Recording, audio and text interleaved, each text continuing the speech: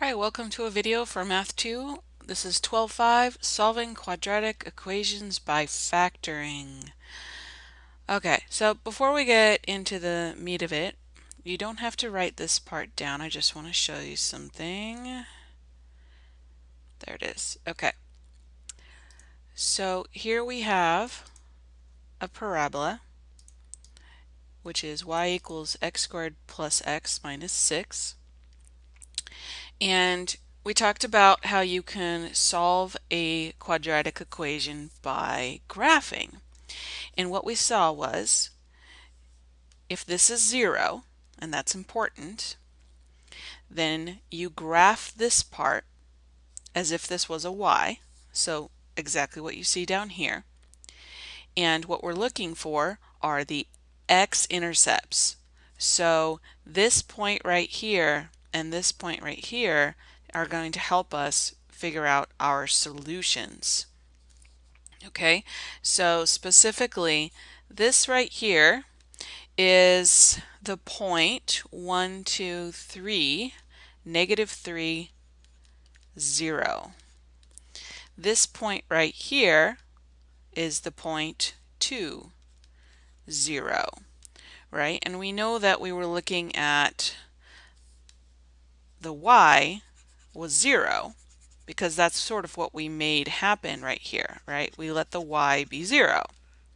So the answers, the solutions, are the x's. So your answers are negative 3 and 2. Okay, if we were to plug in negative 3 into this x right here, so 0 equals negative 3 squared plus negative 3 minus 6, it should give us an answer of 0. So that's positive 9 minus 3 minus 6, that's 6 minus 6. Indeed, it works.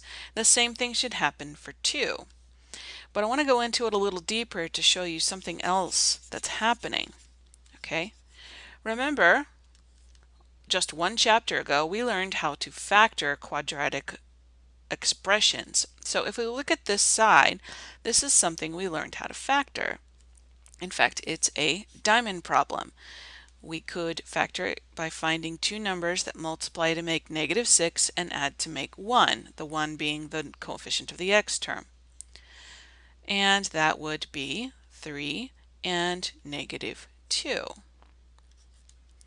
So if we factor this, we get x plus 3 times x minus 2. Okay, now if 3 and negative 2 kind of remind you of our answers of x equals negative 3 and x equals positive 2, they're almost identical, except for one thing: the signs are switched. So let's think about why those signs are switched. Let's plug in negative 3, this was our answer, negative 3, into the function as it is factored. Okay, so 0 equals, and then I'm going to plug in the x into this way. So if I put a negative 3 here and a negative 3 here, something is going to happen right here. You get a negative 3 plus 3, which is 0. Over here you get negative 5. But 0 times anything is 0. So this works. This gives you the 0. Okay, let's think about the other answer, the 2. So instead of negative 3, let's plug in the 2. Okay, so I'm going to plug in 2 here and 2 here. And let's go ahead and work it out, see what we get. So these two give me 5 times 2 minus 2 is 0. We get another 0. So essentially we found the zeros here. Okay, we found what makes this 0 and what makes this 0 and what makes that 0. And what we're using is something called the zero product property. Okay, all right, so back up to our notes here. This isn't the important concept that we just looked at. It's called the zero product property. Okay, so I want you to add this to your notes. And it basically says that if two things are multiplying to each other and their product is 0, then one of them has to be 0, or possibly both of them. So the zero product property says if A times B is equal to 0, then A is 0 or B is 0. There's no other way to get a product of 0 without having one of those numbers be 0. Okay? All right, so I'm going to jump into some examples that are going to go on page 78, and then we're going to come back to this page and write down the steps. But I think seeing examples actually works better in the beginning. Okay, so on page 78, I should put the page so you guys know what page. This is page 78. We're going to do some examples. Okay, so let me zoom in just a little bit. All right, so let's start with the first two here. These are in factored form. They're already factored, okay? And that's the form that we need them in to use the zero product property. Okay, so the zero product property says that if two things are multiplying and that product is 0, look at that, we have a 0, okay? Then this thing that's multiplying has to be 0, or this thing that's multiplying has to be 0. So what we can do is we can take this x minus 3 and say, well, what makes that thing 0? And if you can't do it in your head, you could just solve it, add 3 to both sides. Well, 3 makes that 0. So if I were to plug in 3 here and here, I would get a 0 times 3 plus 6 is 9. The 9 is not important here because we have a 0 multiplying by it, so that is going to make the whole thing give me a whole thing. The whole thing's going to give me a product of 0, so it works, okay? All right, so that's not the only answer. Okay, what we saw was you can get two answers here because we have a second factor, x plus 6. So we need to think about what would make this 0. So we take x plus 6 and set it equal to 0. We could subtract 6 from both sides and get that x is negative 6. So if it's simple like this, you can probably do it in your head. You don't have to solve out these equations, but there are your two answers, 3 and negative 6. Okay, let's look at B. We have, again, it's already factored, and so what we need to do is make the equations. We want to set x plus 2 equal to 0 and ask ourselves, what value of x would make that 0? Okay, if you subtract 2 from both sides, we get x is negative 2. You might be catching on right now that it seems to be the opposite sign. That's true. It's not always exactly just the opposite number though. If we have a number like 4 in front of the x, it becomes a little bit more complicated. So take this whole thing, set it equal to 0. We want to know what value of x makes this whole thing 0. And so that one might be a little bit more difficult to do in your head. So let's just solve it. We're going to add 5 to both sides. We get 4x is equal to 5.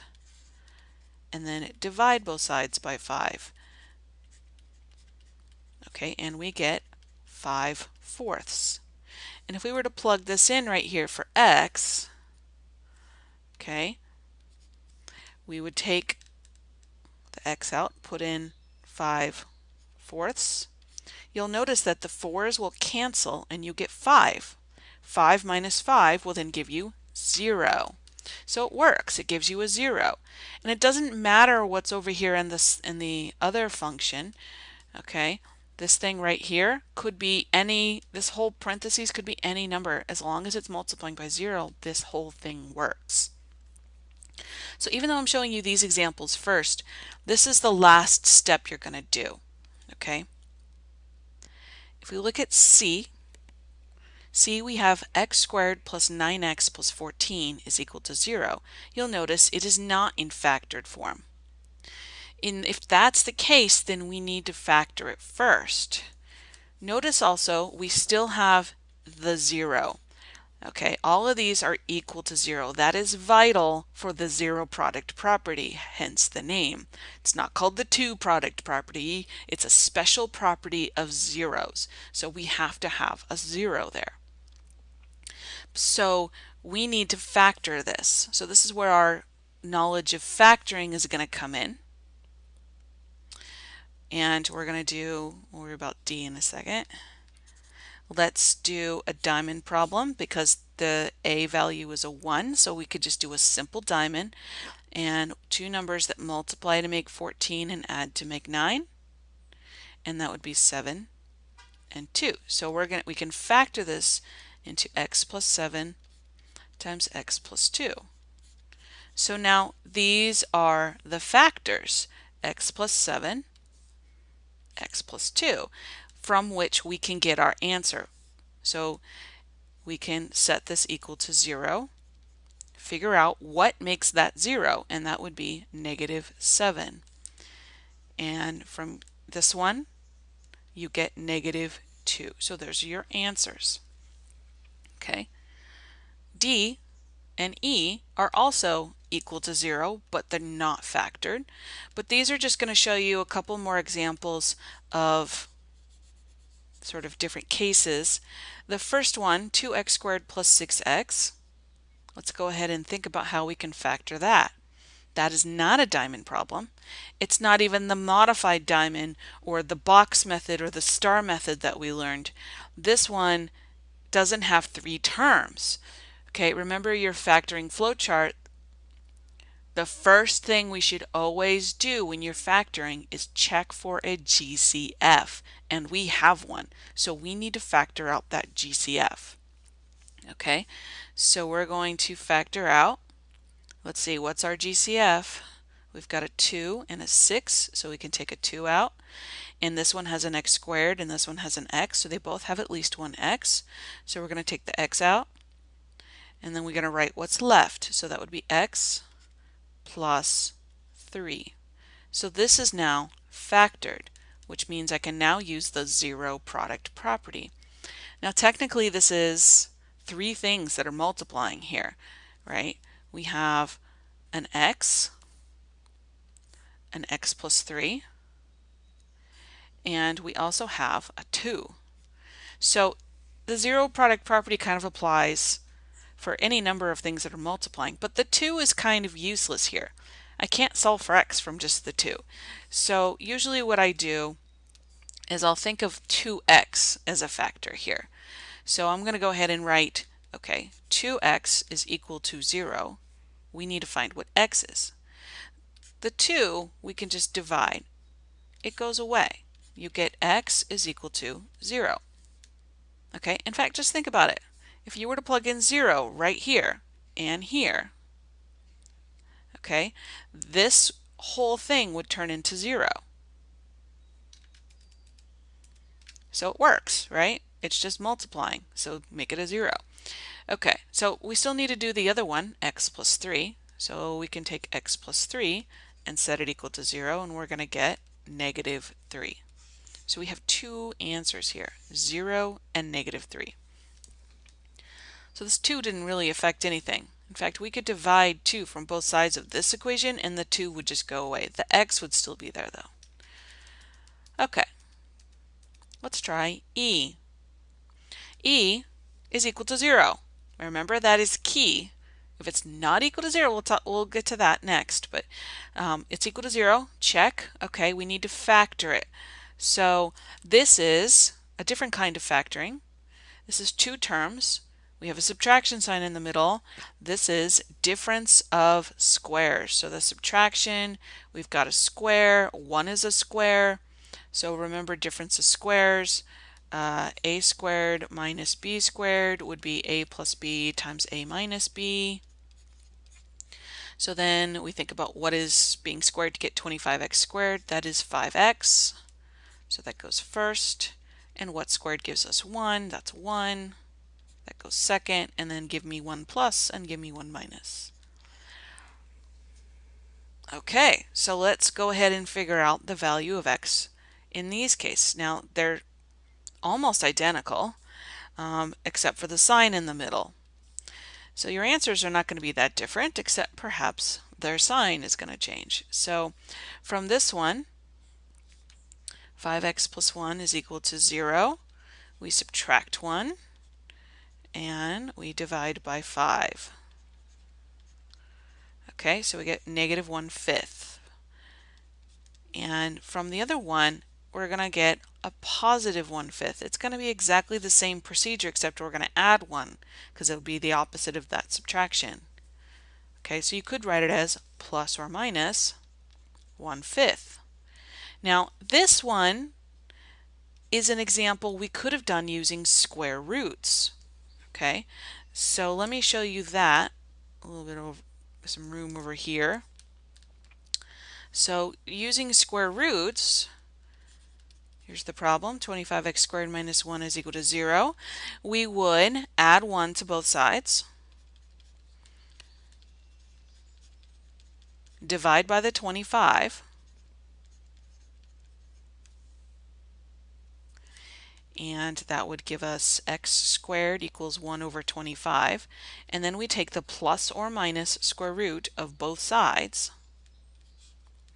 And because this is a square over a square, we can simplify this. This is plus or minus 1 over 5. And that's pretty much, well, no, not just pretty much, that is the exact answer that we got. We got a plus or minus 1/5.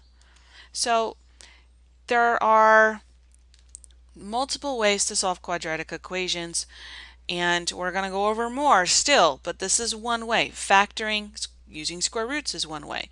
However, all of these other examples that we have up here could not be done with square roots, because the square roots can only be done if there's no middle b term. And that's the only example here that doesn't have a b. Okay, so now we have two more examples, f and g. And you'll notice we don't have it equal to 0 anymore. Okay, where's the 0? Okay, this isn't a 0. We need to make that a 0, otherwise the zero product property cannot work. So the very first thing we should do is check to see how we can make this into a 0. The easiest way in this example f would be to subtract 14 from both sides, because 14 minus 14 would give us 0. So we could subtract the 14 from the 2. That leaves us with x squared minus 4x minus 12. Now we can factor, and then we can use a zero product property. Okay, so let's go ahead and do that. Oops. This type of factoring, we have 3 terms. I don't see a GCF. We should always check. And I believe it's a diamond problem. So negative 12 and negative 4. So two numbers that multiply to make negative 12 and add to make negative 4. That would be negative 6 and 2. So x minus 6 times x plus 2. So then x would equal a positive 6 from this one, x minus 6, and a negative 2 from this one. Okay, there's our answers to that one. All right, we have one more. We have 6x squared is equal to 20x plus 16. Now, it may seem easier to get a 0 by subtracting 6x squared from both sides, but there's something I want you to avoid, and that is, if you were to subtract 6x squared, you're going to get a negative x squared term, which is kind of foreign to us. It kind of makes the factoring process a little weird. And so I always tell my students to not move the x squared term if that's going to make it negative.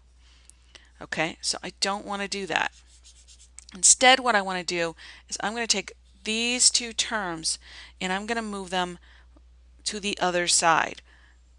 Even if it's more work, it's going to be nicer for us. Okay, so I'm going to subtract 20x from both sides. Now, these are going to cancel. I can't actually subtract 6x squared minus 20x. I'm just going to write it, 6x squared minus 20x. Okay, And I'm also going to subtract the 16. Again, I can't really subtract 16. There's not like terms, so I'm just going to write it minus 16. There we go. So now we can factor. We should always, of course, check to see if there's a GCF.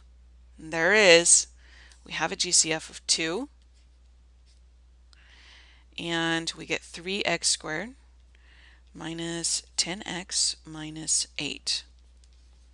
Now, when we're solving a quadratic equation, that 2 can just go away. When we were factoring, I told you you had to keep the 2. The GCF is part of the answer. But when you're solving a quadratic equation and you take out just a GCF of a number, no variables, we can divide that. We can go like this. Divide by 2, divide by 2. This is now going to cancel, and then this is going to remain a 0 because 0 divided by 2 is still 0. Okay, so I am left with 3x squared minus 10x minus 8. Okay, so I still need to factor this. So let's move over here. This is the type of problem where we can use the diamond method or the box method that you learned. So I'm going to go ahead and use the diamond method. So, or star method. So you make it a diamond and then you put the line through it. Now it's the star, right? Okay, so just to remind you how to do this, we're going to take the 3 and the negative 8. We're going to multiply them. And we put that number right here. That's negative 24. And then we take the b, which is negative 10. And that goes underneath here. And then we always take the a, the 3, and it goes here and here. Okay, so then we do our diamond. We want two numbers that multiply to make negative 24 and add to make negative 10. So that is negative 12 and 2. Okay? I'll put that there. Okay. So then we do the reducing process.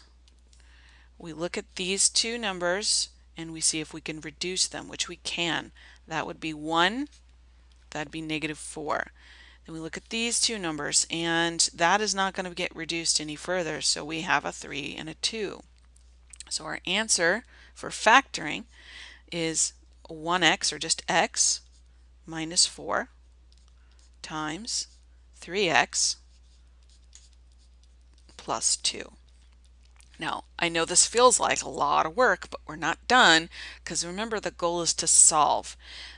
You might get into the habit of just stopping here because you're thinking, oh, I factored it, yay, I'm done, and that's where we used to stop, but now we have to keep going. We have to solve. So we're going to solve. So from this, we are going to get x is equal to 4. And from this, subtract 2 and divide by 3. You're going to get negative 2/3. So those are our answers. So let's go back up to our notes. Let me zoom out a little bit. There we go. And we're going to get some steps going here. Steps to solving by factoring. So there's 3 steps. So let's start with the title. Steps to solving by factoring.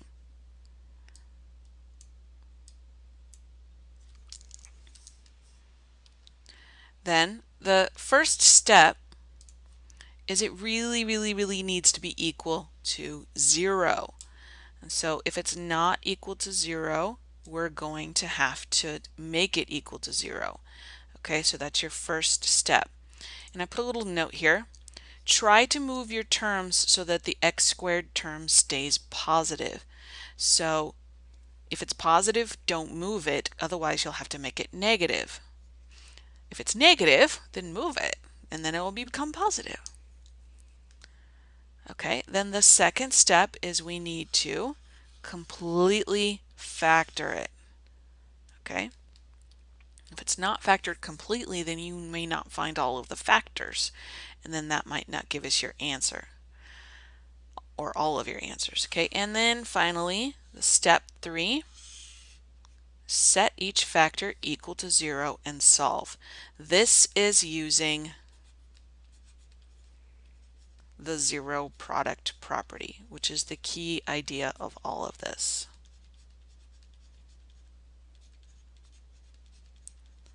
Okay, that is pretty much everything you need to know to solving by factoring. Okay, great.